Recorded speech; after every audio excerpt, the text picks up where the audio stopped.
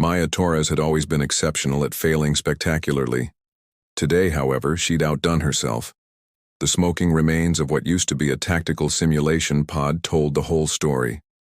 Around her, various alien cadets backed away slowly, their multiple eyes, tentacles, and breathing apparatus all focused on the human, who had somehow managed to turn a routine evacuation drill into what could only be described as a small-scale apocalypse.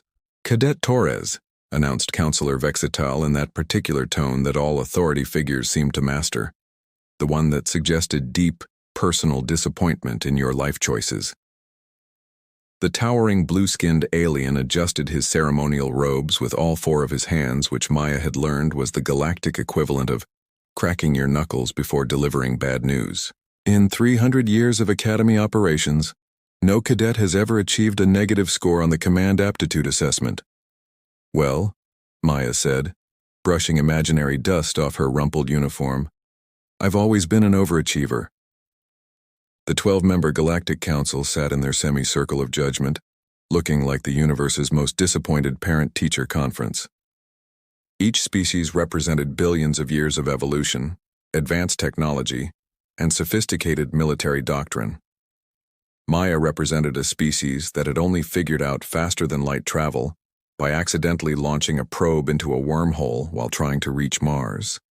Counselor Hicksmom, who resembled a particularly grumpy tree stump with eyes, leaned forward. "You were asked to evacuate civilians from a hostile environment. Instead, you somehow convinced them to form a conga line. It improved morale," Maya protested. "Have you seen how depressed those holographic civilians look? A little music never hurt anyone." "The music was the emergency klaxon," pointed out Counselor Zithara, her crystalline form chiming with what Maya had learned to recognize as exasperation. "You programmed the evacuation alarm to play something called Macarena."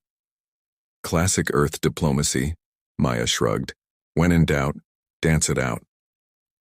The council exchanged those looks that adults give each other when a child has just explained that they fed the family cat to their imaginary dragon. Maya had seen that look a lot during her 2 years at the academy.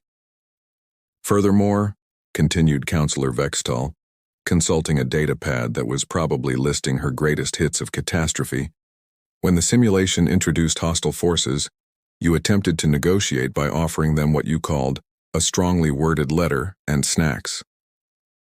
"Food is the universal language of peace," Maya said confidently. "Plus, everyone's more reasonable when they're not hangry. It's basic human psychology." "The hostile forces were automated defense drones," Hicksmom rumbled. "They don't eat." "Well, that explains why they were so cranky." The silence that followed was the kind that usually precedes either enlightenment or execution.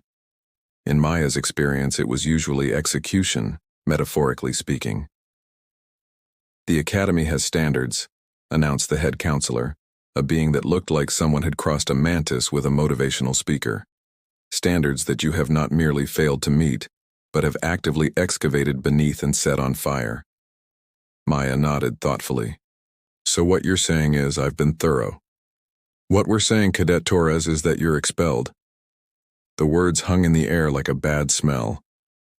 Maya felt that familiar sinking sensation she'd experienced so many times before, usually right after someone asked her to explain her reasoning. She'd known this moment was coming. Hell, she'd been preparing for it since day one, when she'd accidentally started a food fight during first contact protocol training. "Effective immediately," the Mantis counselor continued. "You will be stripped of your cadet status and returned to Earth. The Galactic Council has determined that humanity, while enthusiastic, lacks the necessary judgment for leadership positions in the galactic community." And there it was. Not just Maya's failure, but humanity's. She'd managed to tank the reputation of her entire species in under 2 years. That had to be some kind of record. "However," Vextal added, and Maya's ears perked up because however usually meant there was a catch, "you will be permitted to complete your final day of duties before transportation is arranged." "Generous," Maya muttered. Then louder, "What duties would those be?" "Custodial work, museum maintenance, consider it community service." Perfect. From aspiring galactic commander to janitor in the span of a morning. Maya Torres, setting new standards for career trajectory since 2387. The Academy's Museum of Ancient Galactic Artifacts was exactly as exciting as it sounded, which was to say, watching paint dry on a particularly humid day would have been a thrill ride in comparison. Maya pushed her cleaning cart through the halls of galactic history, past display cases filled with items that were supposedly crucial to understanding the development of interstellar civilization. To Maya, they just looked like very expensive paperweights. "The crystalline scepter of Morthwak," she read aloud from a placard, looking at what appeared to be a fancy back-scratcher. "Used to unite 17 star systems under a single banner of peace and prosperity." She squinted at it. "Or it's the galaxy's most overpriced fly swatter. Hard to tell." "Actually, it's both," came a gravelly voice from behind her. Maya turned to find Grex, the Academy's senior custodial engineer. He was from a species that looked like someone had asked a bear to cosplay as an octopus, with 4 massive arms and a philosophical disposition that seemed wildly out of place for a janitor. "Both?" Maya asked. "Morthwak was a diplomat and a clean freak," Grex explained, methodically polishing a nearby display case. "He'd negotiate peace treaties while absently swatting insects. The scepter was designed for both purposes. Very efficient being." Maya had grown fond of Grex over the past few months. He was one of the few beings at the Academy who didn't look at her like she was a particularly destructive natural disaster. "So," Grex continued, "heard about your graduation ceremony this morning. Or should I say, termination ceremony. News travels fast around here. When you set a new record for spectacular failure, people talk." Grex's forearms moved in perfect coordination as he cleaned. "Plus, the Council sent out a galaxy-wide bulletin updating humanity's threat assessment from adorably incompetent to aggressively adorable incompetence. Great my legacy and bureaucratic terminology. They worked in companionable silence for a while, Maya dusting artifacts that were older than human civilization, while trying not to think about the fact that she'd be back on Earth within the week, explaining to her parents why their investment in her galactic education had yielded negative returns. She was reaching up to dust a particularly ornate crown when Grex called out, "Careful with that one. It's the crown of Valdris. Supposedly chooses its own commander every few millennia." "Chooses its own commander?" Maya looked more closely at the crown. It was actually quite beautiful, with crystalline formations that seemed to shift and shimmer in the light. What kind of choosing are we talking about? Like interview process, background check, credit score evaluation? Legend says it bonds with individuals who possess the qualities necessary to lead the galaxy through times of great change and turmoil. "So definitely not me then," Maya laughed, reaching higher to dust the top of the display case. That's when her elbow hit the edge of the case. Time seemed to slow down as Maya watched the crown of Valdris teeter, wobble, and then begin its inevitable journey toward the floor. Her cleaning cloth flew through the air in a heroic but ultimately futile attempt to catch it. Grex's 4 arms moved like lightning, but even he couldn't cover the distance in time. The crown hit the floor with a sound like wind chimes being played by a hurricane, and then it lit up like the galaxy's most expensive Christmas tree. Maya and Grex stared as the crown rose slowly from the floor, hovering at chest height and pulsing with an inner light that seemed to scan the room. The crystalline formations rearranged themselves, creating new patterns that hurt to look at directly. "That's probably not good," Maya said. The crown spun in place once, twice, then shot directly toward Maya's head like a heat-seeking missile with delusions of grandeur. "Oh, come on!" Maya yelped, ducking. But the crown followed her movement, settling gently onto her head with what could only be described as satisfaction. The moment it made contact, Maya's vision filled with starburst patterns and a voice that sounded like it had been aged in cosmic wine barrels for 10,000 years spoke directly into her mind. "Finally," the voice said with palpable relief. "Someone with proper levels of chaos and questionable judgment? I've been waiting centuries for a candidate this magnificently unqualified." Maya blinked. "I'm sorry. What?" "Oh, wonderful. She talks back too. This is going to be fun." That's when Professor Nimbleton burst into the museum, his wispy white hair looking like he'd been struck by lightning and his lab coat flapping behind him like the wings of a particularly frantic academic bird. What happened? The Crown's resonance signature just lit up every detector in the academy. He stopped short when he saw Maya wearing what was arguably the most powerful artifact in galactic history. Oh dear, oh dear, oh dear, oh dear. Professor, Maya said carefully, I think your crown is broken. Broken? The voice in her head sounded offended. I am 10,000 years old and have guided the galaxy through 7 major crises. I am not broken, young human. I am selective. It says it's selective, Maya reported. Professor Nimbleton's face went through several colors that weren't normally found in human complexions. It spoke to you? Is that bad? Bad. Nimbleton's voice cracked. The Crown of Valdris hasn't chosen a commander in over 3,000 years. The last being it selected united the Andromeda Spiral under a golden age of peace and prosperity. And now it's chosen the human cadet who just got expelled for turning an evacuation drill into a dance party, Grex observed. The universe has a sense of humor. Maya reached up to remove the crown, but her hands passed right through it. She tried again, with the same result. Professor? I can't take it off. You can't what? Nimbleton fumbled for his emergency communicator. Security. Code 7. We have a Code 7 in the museum. What's a Code 7? Maya asked. Ancient artifact achieving sentience and making questionable life choices, Grex explained helpfully. Oh good, Maya sighed. Because my day wasn't complicated enough already. The emergency council session had been called so quickly that half the members were still in their sleeping robes, which Maya had to admit, made the whole situation feel less like a formal hearing and more like the universe's most diverse pajama party.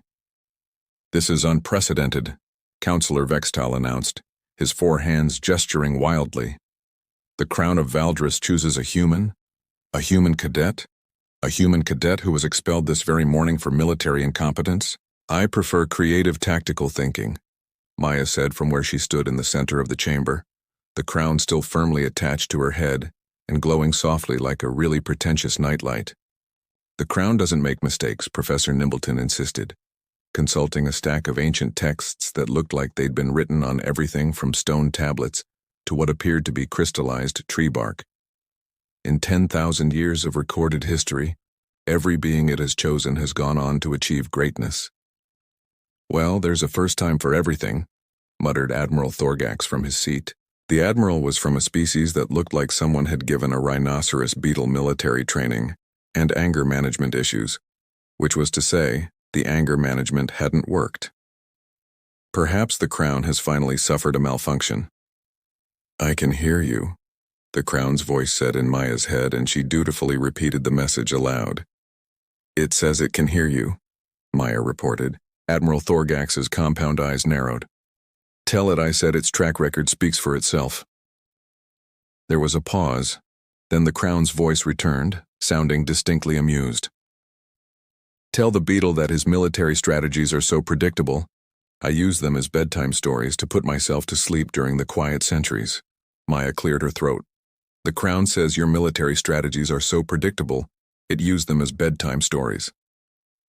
The silence that followed was the kind that usually precedes either enlightenment or someone getting thrown out of a very high window. Admiral Thorgax's carapace began to change colors and patterns that Maya was pretty sure translated to creative profanity in his species. Perhaps, interrupted Councillor Hicksmom in his diplomatic tree stump way, we should focus on the practical implications. The Crown has chosen.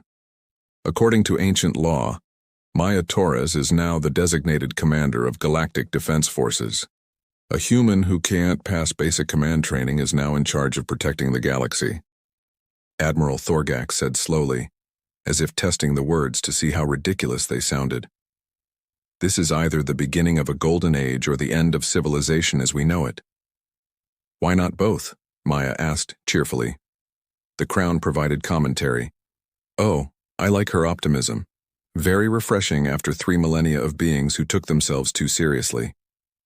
It likes my optimism, Maya translated. Commander Torres, Vextal said, seeming to test out the title. The crown selection carries certain responsibilities. Ancient protocols must be observed. Such as? Professor Nimbleton consulted his texts. Well, traditionally, the new commander's first act is to demonstrate strategic thinking by solving a current galactic crisis. What kind of crisis? We have several to choose from, Counselor Zithara chimed, her crystalline form resonating with what Maya was learning to recognize as suppressed panic. The ongoing trade disputes between the Spiral Arm Consortium, the territorial disagreements in the Outer Rim, and the paperwork backup in the Intergalactic Immigration Office. Paperwork backup? 17 million asylum applications waiting for processing, Hicksmom explained glumly. The forms are in 4,000 different languages, and the translation matrix keeps crashing. Maya felt the crown pulse with what seemed like interest. Its voice returned, sounding more alert. Now this is interesting. Ask them about the specific bottlenecks in their system. For the next hour, Maya found herself in the surreal position of conducting a bureaucratic analysis session while wearing a 10,000-year-old artifact that provided running commentary like the galaxy's most knowledgeable and sarcastic consultant. So let me get this straight, Maya said finally. You've got a translation system that crashes because it's trying to process every application individually, instead of identifying common patterns and creating template responses? That's correct, Vextal admitted. And nobody thought to create a priority system based on threat assessment and processing complexity. The current system processes applications in order of receipt, Zithara said defensively. Right. So a request for vacation visa to a pleasure planet gets the same processing priority as a refugee fleeing a stellar collapse. The council members exchanged glances. Maya was getting familiar with that look too. The Crown suggests, Maya continued, feeling the artifact's guidance, implementing a 3-tier system with automated preliminary screening, standardized response templates, and priority queuing based on urgency classification. That's... Admiral Thorgax paused, his carapace shifting to what Maya hoped were surprised colors rather than predatory ones. Actually sensible. Basic triage, Maya shrugged. We use similar systems on Earth for everything from hospital emergency rooms to pizza delivery. Pizza delivery? Professor Nimbleton asked. Don't ask. The Crown says if you implement these changes, you should clear the backlog within 6 months instead of the current projected timeline of, what did you say, 14 years. The silence was different this time. Less, oh God, what has she done now? And more, wait, did the catastrophically incompetent human just solve a problem that's been plaguing us for decades? There's more, the Crown's voice continued, and Maya sighed. It says there's more.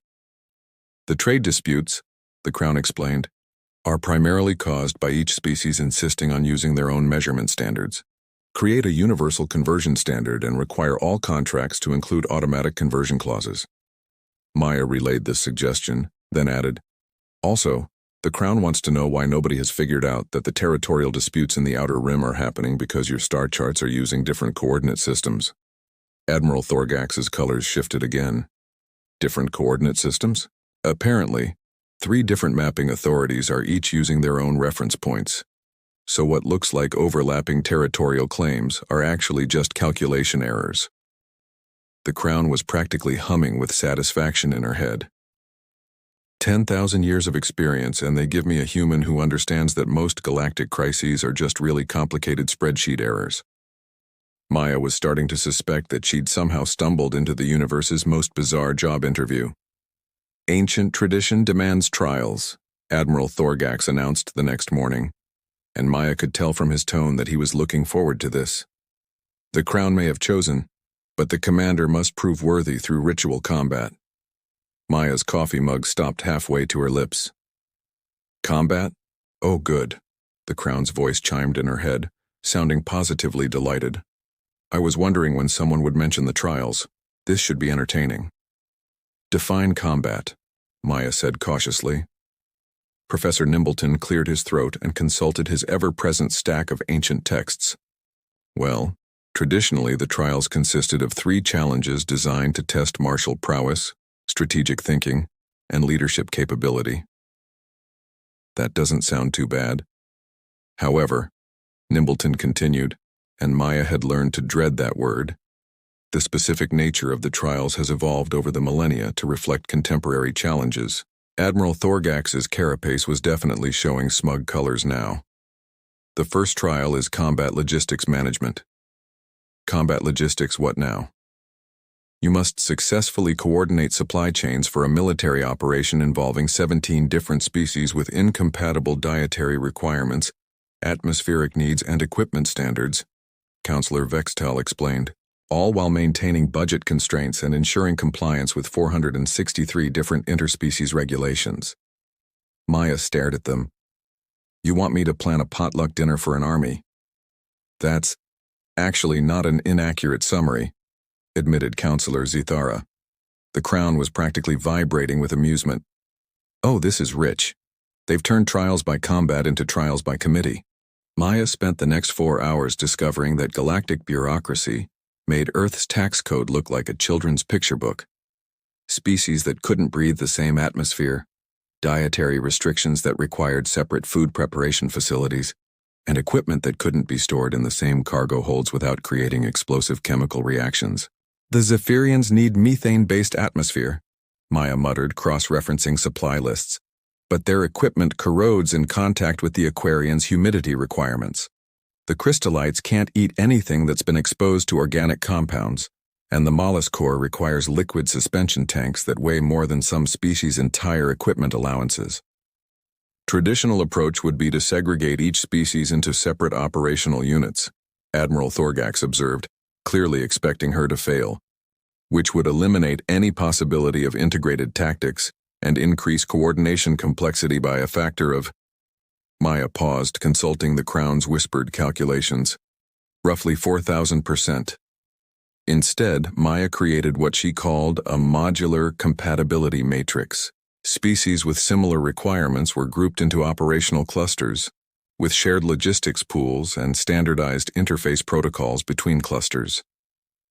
You put the rock eaters with the silicon-based life forms, Professor Nimbleton observed, studying her charts.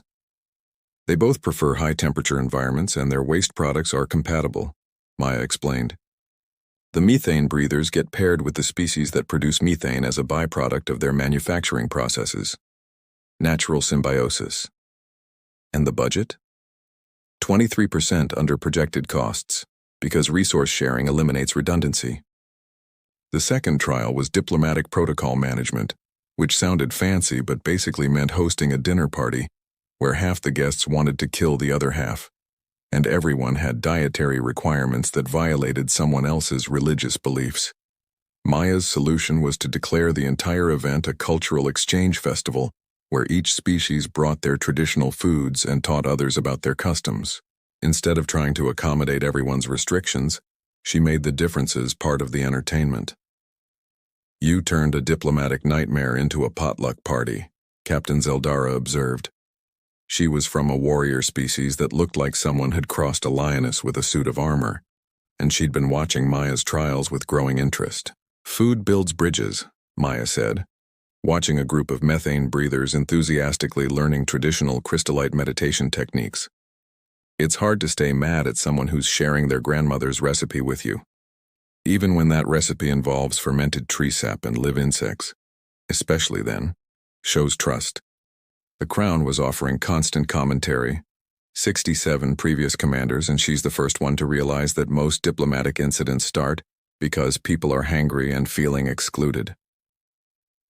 The third trial was strategic resource allocation, which was basically playing the galaxy's most complicated video game with real consequences. Maya was given a scenario involving resource shortages, competing priorities, and stakeholders who all insisted their needs were the most critical. Standard approach is to create a hierarchical priority system based on species influence and historical precedent, Admiral Thorgax explained, which guarantees that the same species always get priority, and the smaller civilizations get screwed over, Maya said, studying the data. Then the small guys eventually get fed up and you have rebellions, which costs more resources than just being fair in the first place. Her solution was to create what she called a rotating priority system, where resource allocation was based on actual need assessment rather than political influence, with built-in incentives for sharing and cooperation.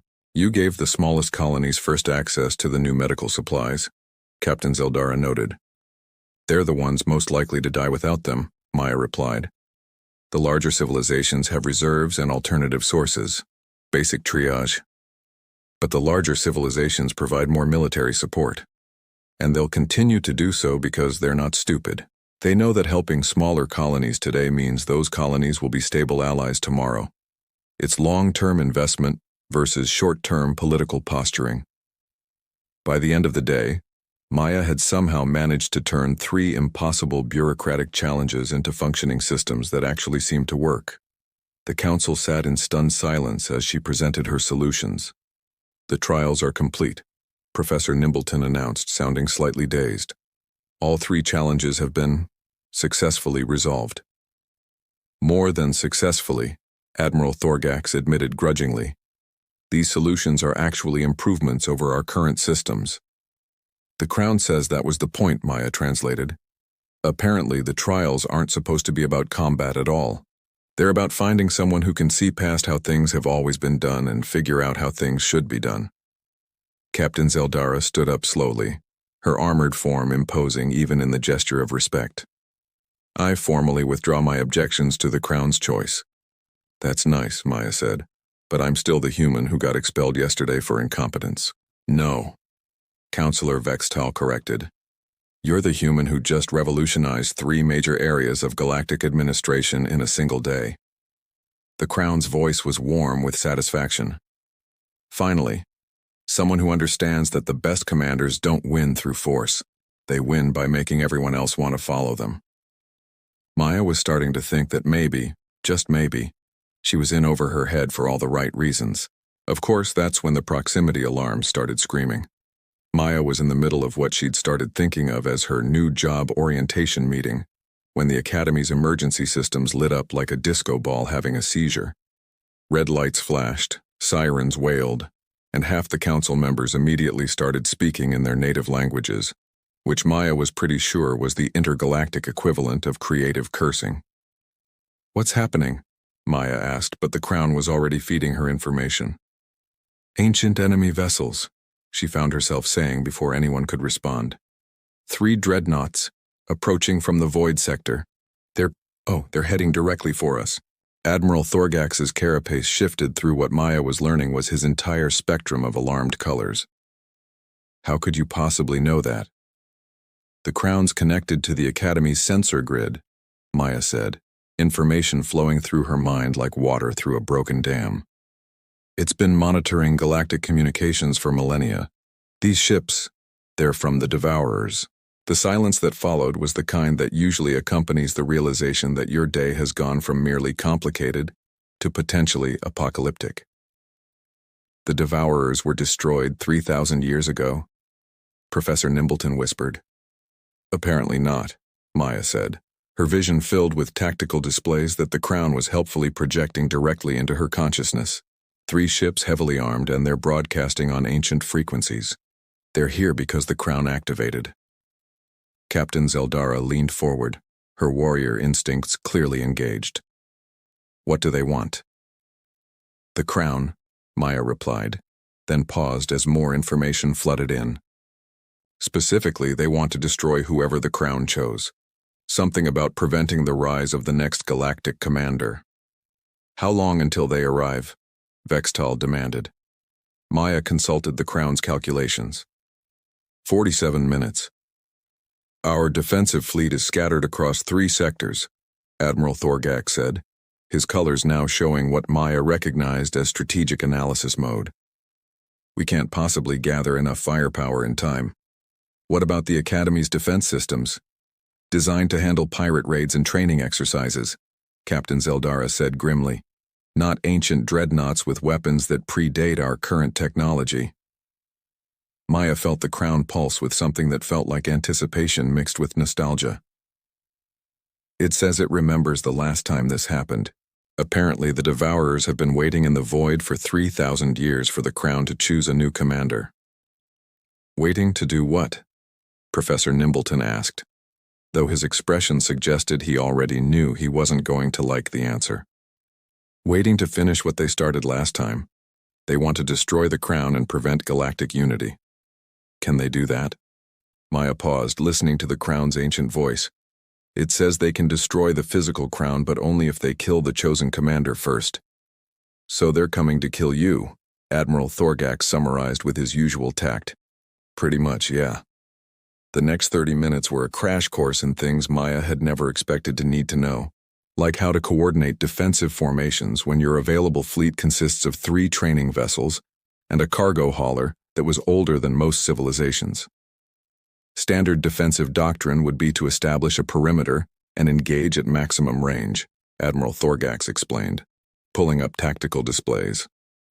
Which would work great if we had enough firepower to punch through their shields, Maya said, studying the enemy vessel configurations that the Crown was showing her. But we don't, so we need to get creative. Creative how?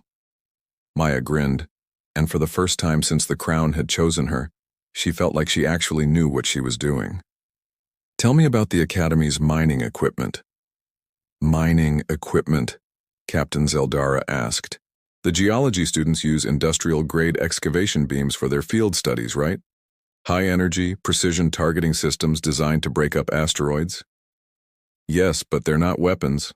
No, but they're energy projectors with targeting systems. And the Crown says the Devourer ships have a vulnerability in their shield harmonics. Something about resonance frequencies. Admiral Thorgax's eyes widened. You want to retune the mining beams to disrupt their shields? I want to turn the entire Academy into a giant tuning fork, Maya said. The Crown can calculate the exact frequencies needed. We don't need to destroy their ships, we just need to drop their shields long enough for our actual weapons to do some damage. That's... Professor Nimbleton paused, clearly running calculations in his head. That's completely insane. It's also our only chance, Captain Zeldara said, and Maya could see the warrior's respect in her expression. They had 17 minutes to jury-rig mining equipment into a resonance weapon system, coordinate with the scattered defense vessels, and convince everyone that the plan wasn't completely suicidal. Maya spent those 17 minutes discovering that command wasn't about knowing all the answers. It was about trusting smart people to figure out their part while you focused on the big picture. The Crown provided constant tactical updates, but it was Maya's job to interpret that information and make decisions. Mining beam modifications complete, came the report from the engineering teams. Defense vessels in position, Admiral Thorgax announced. Enemy ships dropping out of hyperspace in 3, 2, 1. The Devourer dreadnoughts materialized on the tactical display like nightmares made of metal and malevolent purpose. They were larger than Maya had expected, more alien, and definitely more terrifying than anything she'd ever imagined having to face. Beginning resonance pulse in 5 seconds, she announced, hoping she sounded more confident than she felt. Maya, Captain Zeldara said quietly. If this doesn't work, it'll work, Maya replied, and realized she actually believed it. The Crown's voice was steady in her mind, ancient wisdom mixing with what felt suspiciously like excitement. Initiating pulse. Now. The Academy shuddered as every mining beam on the station fired simultaneously, their energy output tuned to frequencies that hadn't been used as weapons since the last war against the Devourers 3 millennia ago. For a moment, nothing seemed to happen. Then the enemy ship's shields began to fluctuate, their defensive barriers wavering like heat mirages. Now, Maya shouted, and the Academy's defense fleet opened fire with everything they had. The battle lasted exactly 14 minutes and 37 seconds, which Maya knew because the Crown was keeping track with the enthusiasm of someone timing a particularly exciting sports match. When the smoke cleared and the emergency lights finally stopped flashing, 3 ancient Devourer dreadnoughts were nothing more than expanding clouds of very expensive debris, and Maya Torres was sitting in the Academy's command center wondering if she was going to throw up from the adrenaline crash or the sudden realization that she'd just commanded her first space battle. That was unexpectedly effective, Admiral Thorgax announced, his carapace showing colors that Maya was pretty sure translated to impressed, but trying not to show it. The Crown says thank you for the tactical support, Maya said, then added, and it wants you to know that your color changing is actually quite expressive. Apparently, it's been learning to read emotional patterns in different species for the past few thousand years. Admiral Thorgax's colors immediately shifted to what was definitely embarrassment. The Crown has been watching us? It's been watching everyone. Consider it the galaxy's oldest anthropologist. Captain Zeldara approached, her armored form moving with the fluid grace of someone who'd just witnessed something she respected. Commander Torres, I owe you an apology. For what? For assuming that the Crown had made a mistake. She paused, then continued in the formal tone Maya was learning meant serious business among warrior species. Your tactics were unorthodox, effective, and demonstrated precisely the kind of innovative thinking that great commanders possess. I just figured that if ancient enemies were going to attack us with ancient weapons, maybe ancient knowledge was the way to fight back, Maya said. Plus, the Crown did most of the actual work. I just listened to its suggestions and tried not to panic. That, Professor Nimbleton interjected, looking up from his stack of texts, is exactly what great commanders do. The Crown doesn't choose people who already know everything. It chooses people who know how to learn, adapt, and make decisions under pressure. Maya felt the Crown pulse with warm satisfaction. Its ancient voice spoke in her mind. Finally, someone who understands. 10,000 years I've been waiting for a chosen commander who realizes that the best leaders aren't the ones with all the answers. They're the ones who know how to find the right answers and convince others to help implement them. It says that's exactly what it was looking for, Maya translated, then paused. It also says that every previous commander spent their first year trying to prove they were worthy of the Crown, instead of just accepting that the Crown had already made its choice. Counselor Vextal stepped forward, all four of his hands moving in what Maya had learned was a gesture of formal respect. Commander Torres, on behalf of the Galactic Council, I formally apologize for our initial assessment of your capabilities. You mean the part where you expelled me for incompetence? That was premature. The Crown says that was actually part of the plan, Maya said, listening to the ancient voice. Apparently it needed someone who'd failed the traditional systems, because the traditional systems were the problem. Someone who'd succeeded in the academy would have been too invested in doing things the old way. Admiral Thorgax made a sound that might have been laughter. So it chose the human who failed because her failures were actually indicators of the exact qualities it needed? Something like that.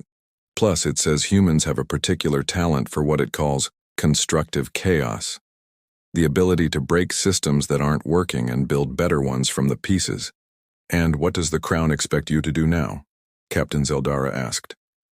Maya paused, feeling the Crown's presence settle more comfortably in her mind, like a voice that had been waiting 10,000 years to finally have a proper conversation.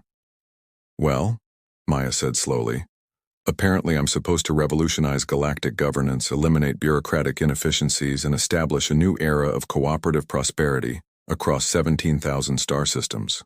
The silence that followed was the kind that usually accompanies the realization that someone has just been handed a to-do list that would intimidate a deity. That sounds like a lot, Professor Nimbleton said carefully.